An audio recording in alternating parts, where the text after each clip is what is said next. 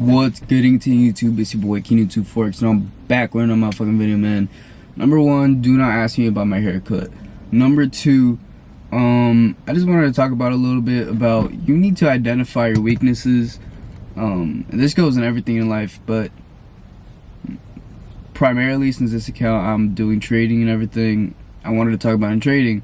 So for me, I have a very big patience issue.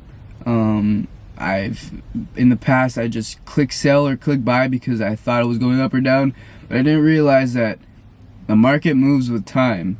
It's not gonna fucking move in Asian session. Euro dollar will not move in Asian session. Well, maybe it will sometimes, but usually there's no volume in Asian session. So why are you trading Asian session? But then it comes down to the more minute stuff, like waiting for the actual trade to play out. Even if you're trading New York session or London session, you need to be patient waiting for your setups, bro. That's for me personally. So if you, for example, if your weakness is you're risking too much, go back down a notch, bro. Cut your risk in half and you'll see your trading improve. The sole reason is because when you don't have that much money on the line, when you don't have a lot of risk on the line, you start to see your shit more clearly. You start to take trades out of really taking trades because you see the right setup. You're not just taking trades blindly. You're not just throwing 50 lots on NASDAQ 100 just because you think it's gonna go up or down. No, cut your risk. If you're risking 50 lots, cut it down to 25. Obviously, you're not risking 50 lots, but if you're risking, let's say, 0.5 lots, cut it down to 0.25 lots. Or if you're risking 1%, cut it down to 0.5%, and you'll see your trading improve. The only reason why it'll improve is because psychologically your mind is accustomed to seeing this big number. So once it's cut in half, you're like, okay, I'm gonna hold on to this trade because I'm not really attached to it. I'm not really attached to the outcome of it because I don't give a fuck about losing this amount. But you do give a fuck about losing twice the amount, which is what you're originally risking. So if you just cut your risk to half, you'll see a dramatic increase in your trading. And just because you cut your risk in half, it doesn't mean you can take double the trades. That is a common misconception. I used to cut my risk in half and then take 4 trades. What the fuck? I'm only supposed to take 2 trades.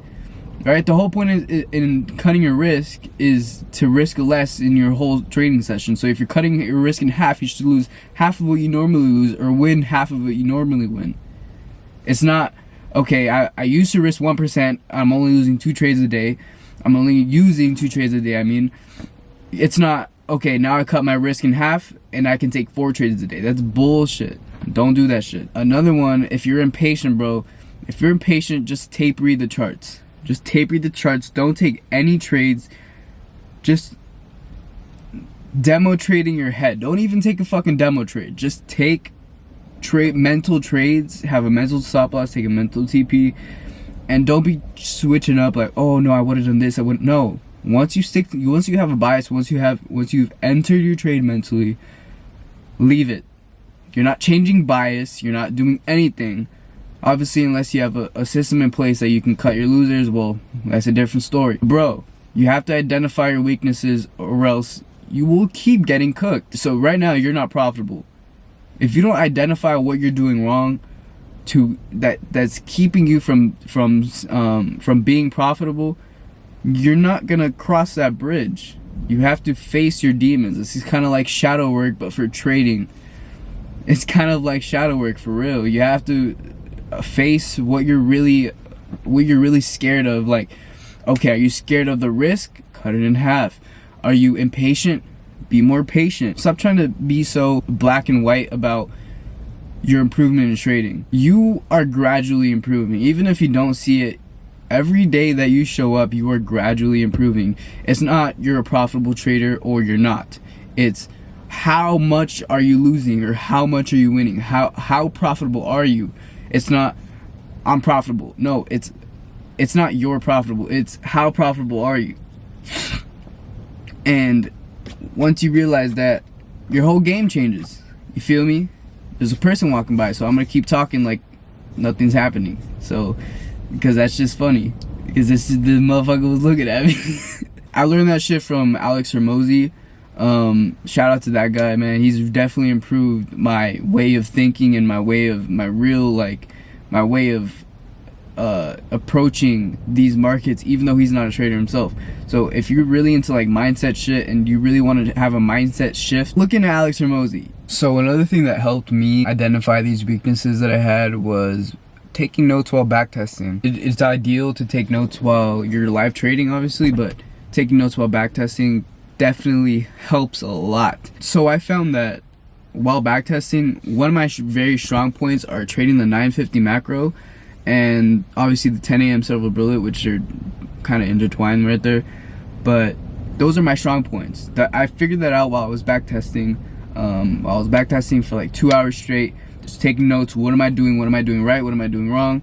And I identified that, okay, I'm good at trading this, and I'm good at identifying the next draw on liquidity. So if I can identify where price is more likely to go, that will up my win rate.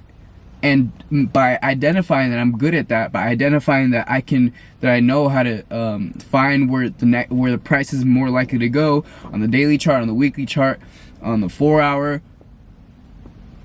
I identify that as my strong point. So I'm taking notes, and as I'm taking notes, I also am identifying my weaknesses. So one of my weaknesses was taking trades outside of the silver bullet and outside of the macro. One of my weaknesses was trading the 930 open. Why would you trade the open? Don't ask me. You'll learn a lot about yourself just by taking a third-person view of yourself and identifying what you're doing.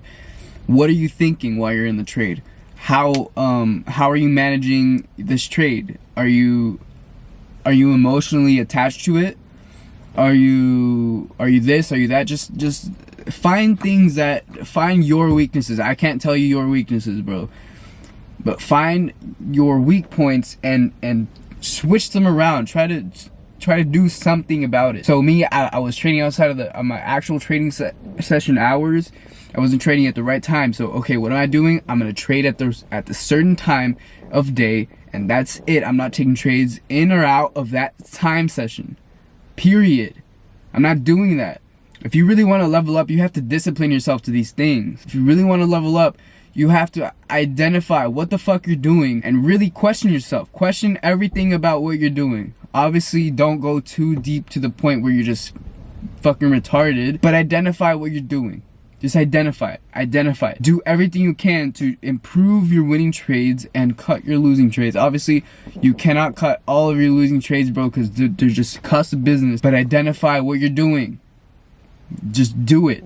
I promise you, this will help everything. This will help you so much in your trading, bro. Stick to what you've learned. Stick to what you've identified about yourself, and keep on pushing it, man. Keep on pushing it. Push yourself every single fucking day in these charts. One last thing I wanted to say is don't burn yourself out either. Don't start to look too deep either, bro. Trading isn't that deep. It really isn't. It's deep, but it's not that deep. You feel me? Once you find something that works for you, once you've identified these weaknesses, once you've identified your strong points, you are now able to go into the market and repeatedly keep trading, right? Even if it's losers, even if it's winners, you're just gonna keep on trading and repeat the process, rinse and repeat. Once you find something that you're weak at, okay, tweak it, boom, let's get into the market, it's fixed, let's keep going. Do the same thing. A couple weeks later, back test. What are you thinking? What are you doing? Right? It's kind of like a rinse and repeat process. So I hope you found something valuable out of this video, and I hope to see you on the next video. Peace.